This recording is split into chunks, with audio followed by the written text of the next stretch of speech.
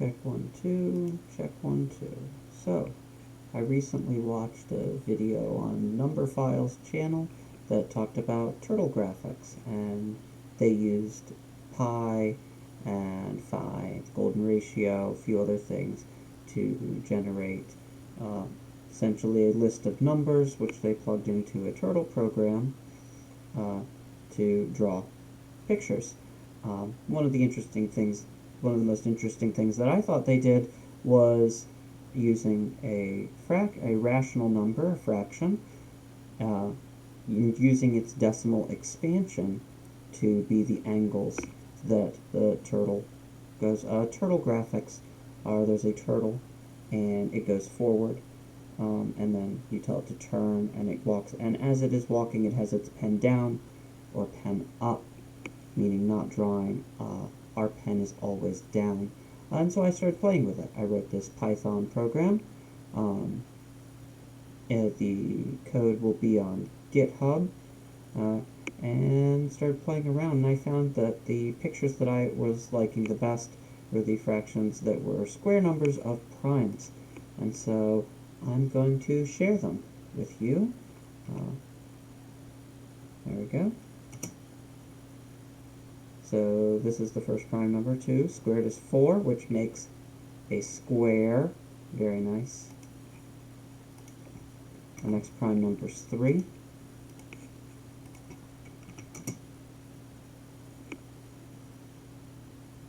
Already you can see we get a lot more details. So this is 1/9.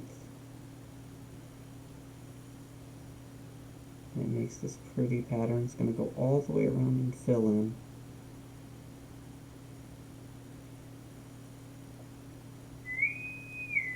All of the patterns that these fractions make either have nice repetition like this, or if it happens that at the end of a cycle the turtle is back in the same orientation as the beginning, but in a different location, then the pattern can just spiral off into infinity. It doesn't stay in a nice neat box.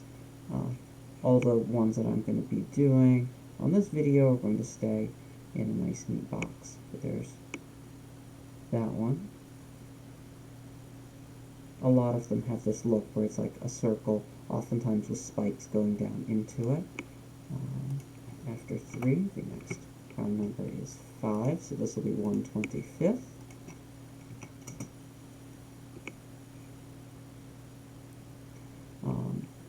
So the first one we did only had 2 numbers in its decimal expansion. The next two each have 3 numbers in their decimal expansion here.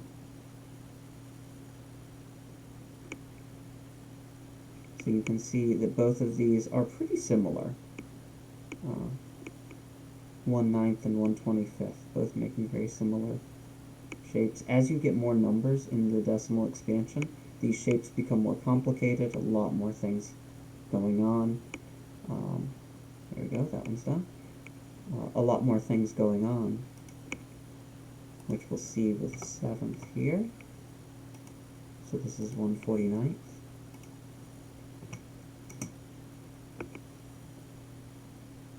Much longer. It's not decimal. I have all these in base 60, the expansions, which I felt made nicer pictures. So this is going to take a few minutes to draw, but it makes a very pretty picture. You can see it's already done 1 repetition. It made this spike. It's made another spike here.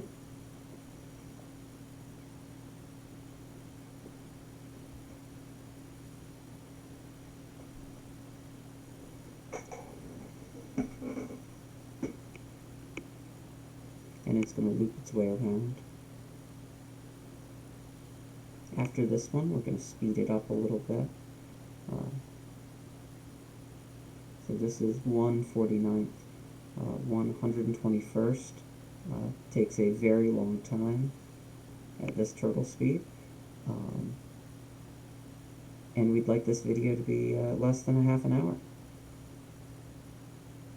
I had my daughter pick some random numbers, large numbers, and and she got a set where the base 60 expansion was several thousand digits long. And so I told her that we weren't going to be able to let it finish because it's entirely possible it would have taken over a year to draw. As fascinating as that would be, and I'm sure she would have loved to have the computer drawing her picture for a year. There we go, coming around. And now the question, is it going to... Yep, it finished. So there we go. So this one, the innermost parts almost came all the way to a center, but not quite. So for the next one, we're going to speed it up a little bit.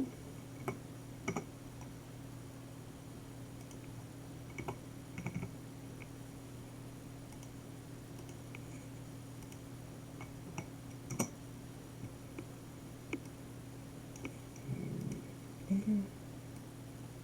we go. Because otherwise this takes a very long time to draw.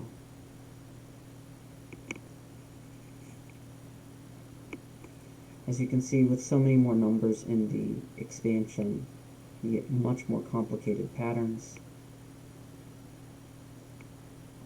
Sometimes, some fractions will end in the same position, facing the same direction, after one repetition, and then you don't get these symmetries. You just get one odd shape, which is also very interesting.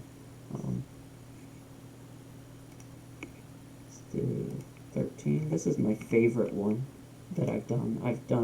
Only tested up through 19, so not very far, but this is definitely my favorite. I'll be making a t-shirt design of this picture at some point, so it will be for sale. It reminds me of a sunflower when it's done. But as I was saying, so sometimes the fraction will loop all the way around, ending in its same starting position. And when that happens, you get just an odd, funky shape, not this rotational symmetry. But also, because there are infinitely many rational numbers, infinitely many fractions, what that means is that for any drawing you can make from line segments of equal length, there is a rational number that when drawn with this program would make that drawing. So one of the things in the Numberphile video was looking for the Mona Lisa in the digits of pi, which is probably impossible to find. Let's do 17. Which is probably impossible to find. I might need to make this full screen as well.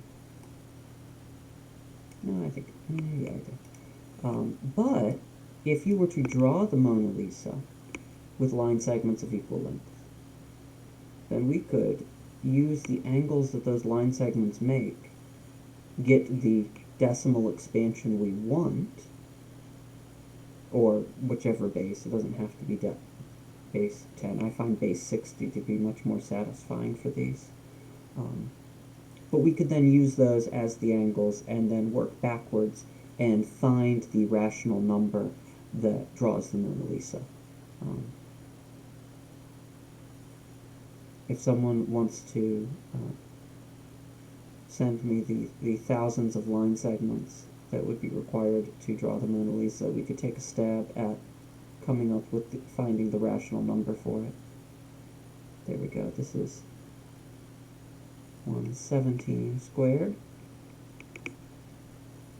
Again, really pretty inner structure here, and then all of these just kind of like exploding out of it.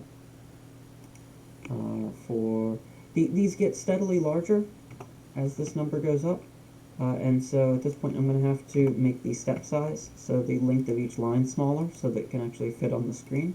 You lose a lot of the detail when I do this, but for the larger ones it's necessary in order for the whole thing to actually stay on the screen. So this step size is 1/6 what it would be, So imagine, this not going here, but going, 3 times the size of the screen.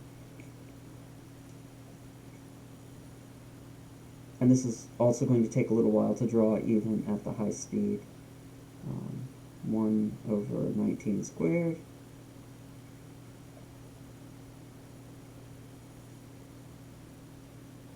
Something I find fascinating about this 19 squared is a lot of the ones that I've done are very dense around the middle. So you get a lot of dents in the middle. It turns almost entirely black. This one, it's going to do a second pass through, so it doesn't, and a third pass through, so it doesn't stay quite this light. But there's a lot of open gaps in the middle of the structure with this one, which I find also very interesting.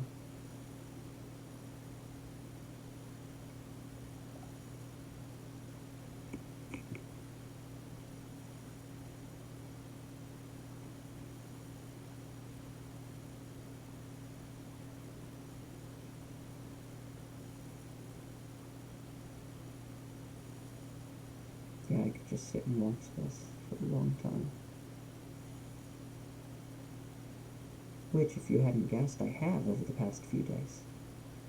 Couple days. Numberphile only released that video yesterday.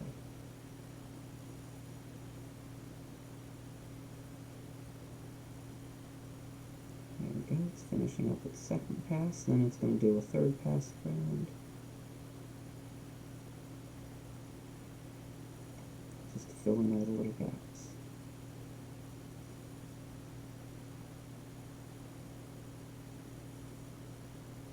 So you can see this section of the structure here is finished now.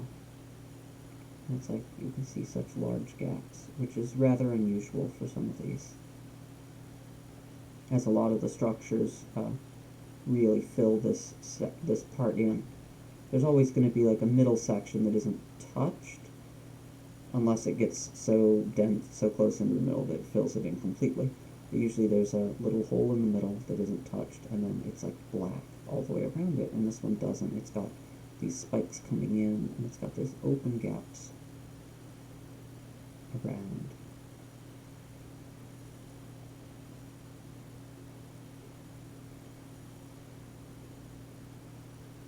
And that is pretty. I'm going to do one more. I haven't tested it, so I don't know if it's going to stay on the page or not, but let's do 23. This could come back to bite me. This might be a bad idea.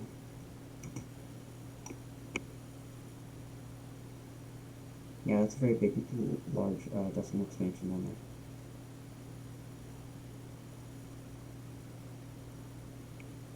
Even with this step size, it might, oh, nope, we've already got a repetition. So there we go. Look at that.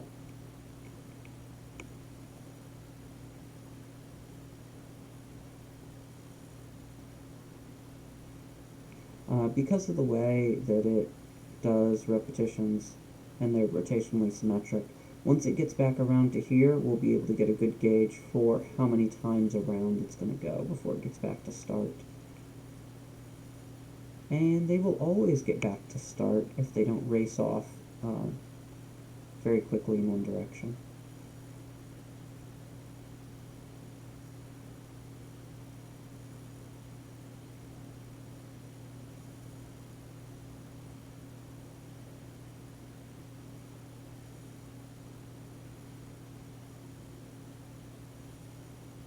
I said we'd get a good idea, but I don't really.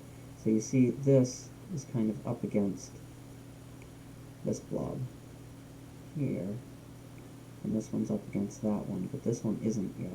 And so that means it's going to have to do at least another pass to finish up those, because it's going to draw another, like, face. This kind of looks like a face to me.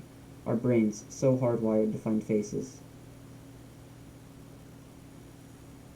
So it's going to make another one of those structures there, and it's going to have to make another one of those structures here, too. So it's going to do at least one more pass. There we go.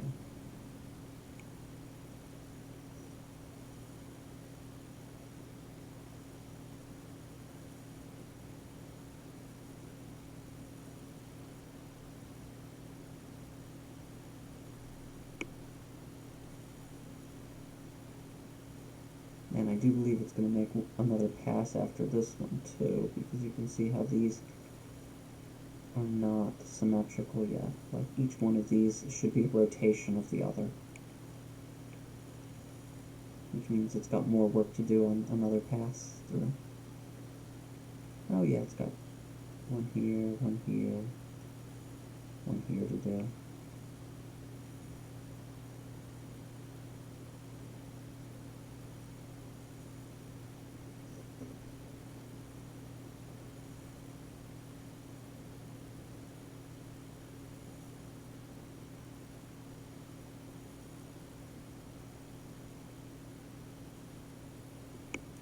Oh, look at that curve, right up against that.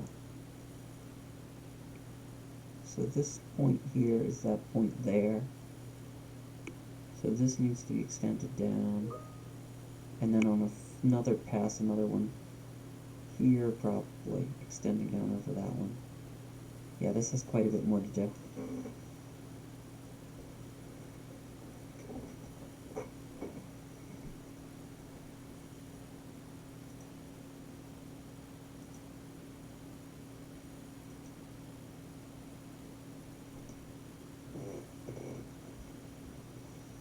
I wanted to share these with you in the weightless straws because I find it so fascinating to watch and so satisfying to see the symmetry get better and better with each pass. Like, look, it just added that there, but notice these are a lot closer together than these are, and so that means there's going to be another arch in here.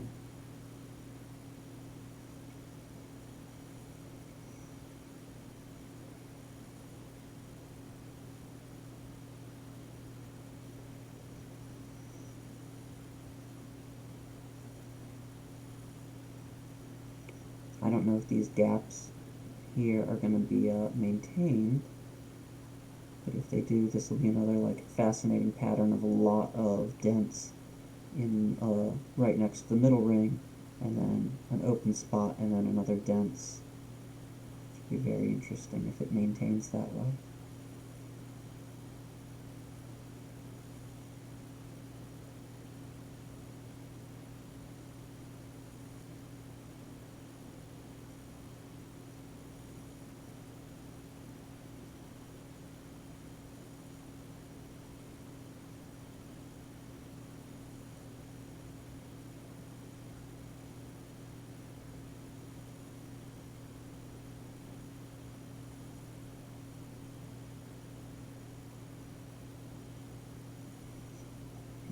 See that? Look, this one, yes, right up against there, but actually through this one, and that means there's going to be another one in between every single one of these going around.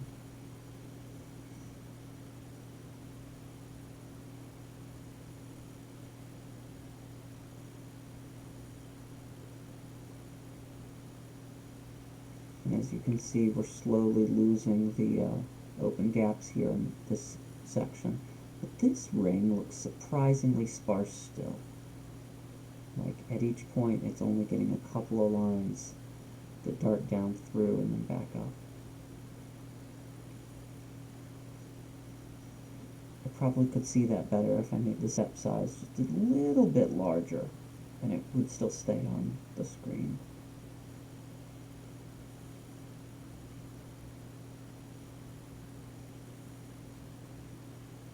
If anyone wants to edit the turtle library in Python 3 and add some zoom features to this, that zooming in and out would be so cool.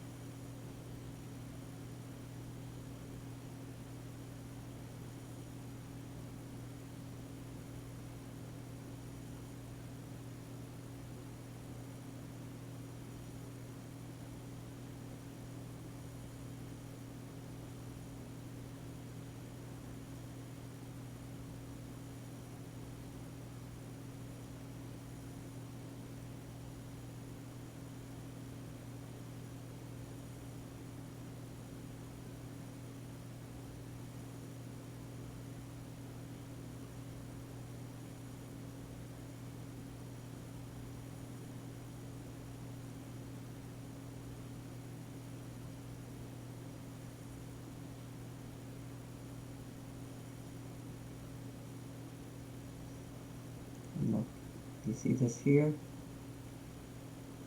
None of the others kind of have that look to them yet. Maybe that one does not.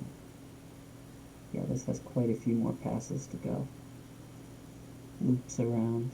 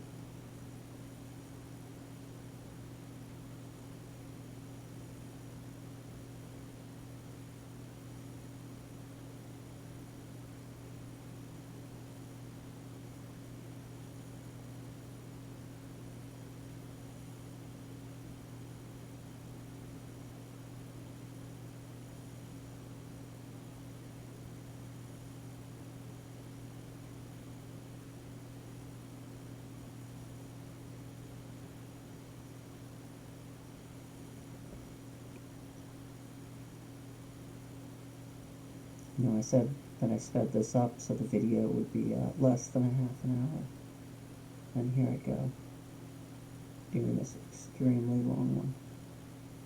It may end up causing the video to be more than a half an hour.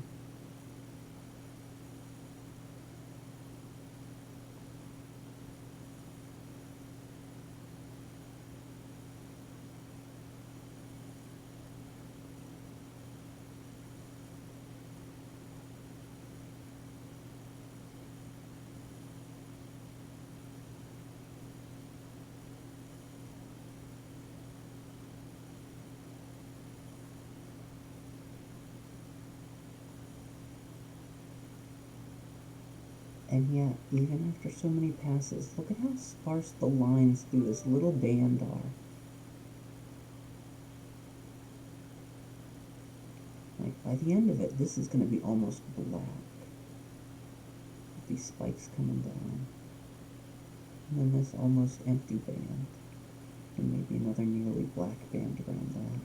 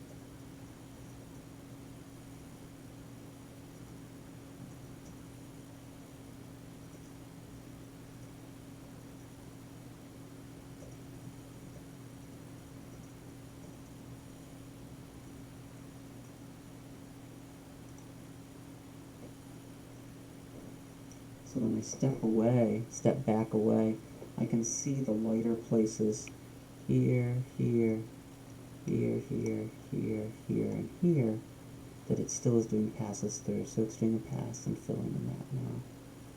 So it's only got a couple left.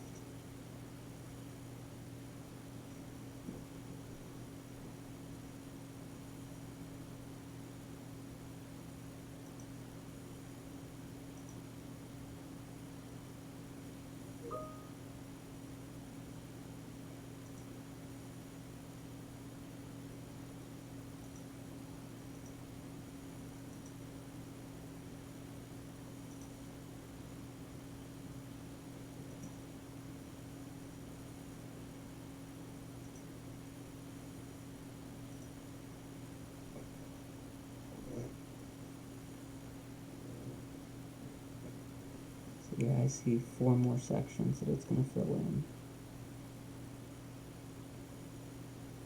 And then I do believe it's done.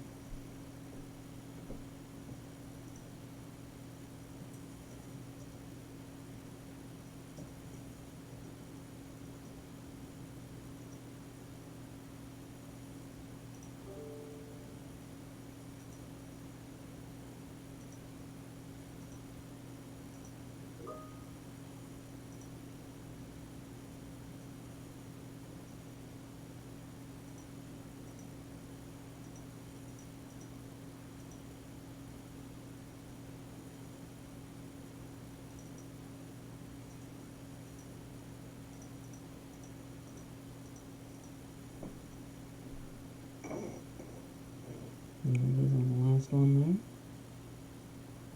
See it buzzing around.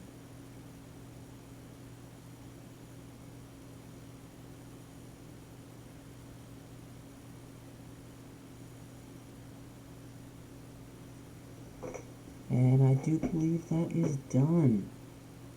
There we go. Take a screenshot of that. Thank you all for watching.